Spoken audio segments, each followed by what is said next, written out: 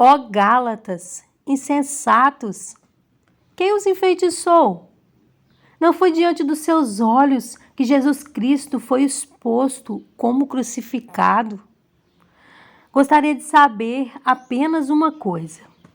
Foi pela prática da lei que vocês receberam o Espírito ou pela fé naquilo que ouviram?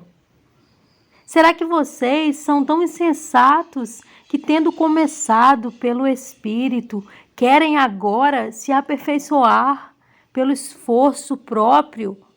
Será que foi inútil sofrer tantas coisas? Se é que foi inútil, aquele que lhes dá o seu Espírito e opera milagres entre vocês, realiza essas coisas pela prática da lei ou pela fé com a qual receberam a palavra? Considerem o exemplo de Abraão. Ele creu em Deus e isso lhe foi creditado como justiça. Estejam certos, portanto, de que os que são da fé, estes é que são filhos de Abraão. Prevendo a Escritura que Deus justificaria pela fé os gentios, anunciou primeiro as boas novas a Abraão. Por meio de você, todas as nações serão abençoadas. Assim, os que são da fé são abençoados juntamente com Abraão, homem de fé. Já os que são pela prática da lei estão debaixo de maldição, pois está escrito: maldito todo aquele que não persiste em praticar todas as coisas escritas no livro da lei. É evidente que diante de Deus ninguém é justificado pela lei, pois o justo viverá pela fé. A lei não é baseada na fé, pelo contrário, quem praticar estas coisas, por elas viverá. Cristo nos redimiu da maldição da lei, quando se tornou maldição em nosso lugar.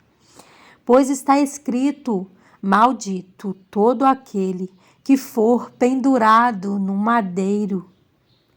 Isso para que em Cristo Jesus a bênção de Abraão chegasse também aos gentios, para que recebêssemos a promessa do Espírito mediante a fé. Irmãos, humanamente falando, ninguém pode anular um testamento depois de ratificado, nem acrescentar-lhe algo. Assim também, as promessas foram feitas a Abraão e ao seu descendente.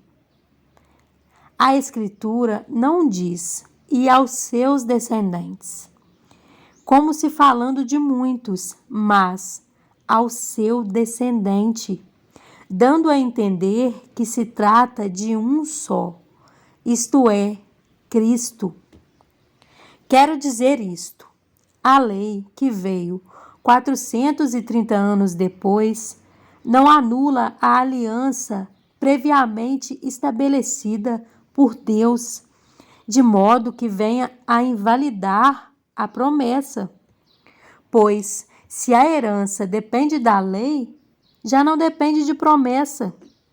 Deus, porém, concedeu-a gratuitamente a Abraão mediante promessa.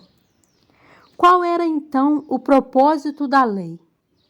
Foi acrescentada por causa das transgressões, até que viesse o descendente a quem se referia a promessa, e foi promulgada por meio de anjos, pela mão de um mediador.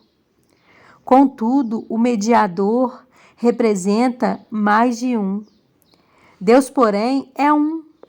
Então, a lei opõe-se à promessa de Deus? De maneira nenhuma. Pois se tivesse sido dada uma lei que pudesse conceder vida, certamente a justiça viria da lei. Mas a Escritura encerrou tudo debaixo do pecado, a fim de que a promessa, que é pela fé em Jesus Cristo, fosse dada aos que creem. Antes que viesse esta fé, estávamos sob a custódia da lei, nela encerrados, até que a fé que haveria de vir fosse revelada. Assim, a lei foi o nosso tutor até Cristo, para que fôssemos justificados pela fé. Agora, porém, tendo chegado à fé, já não estamos mais sob o controle do tutor. Todos vocês são filhos de Deus mediante a fé em Cristo Jesus. Pois os que em Cristo foram batizados, de Cristo se revestiram. Não há judeu nem grego, escravo nem livre, homem nem mulher, pois todos são um em Cristo Jesus.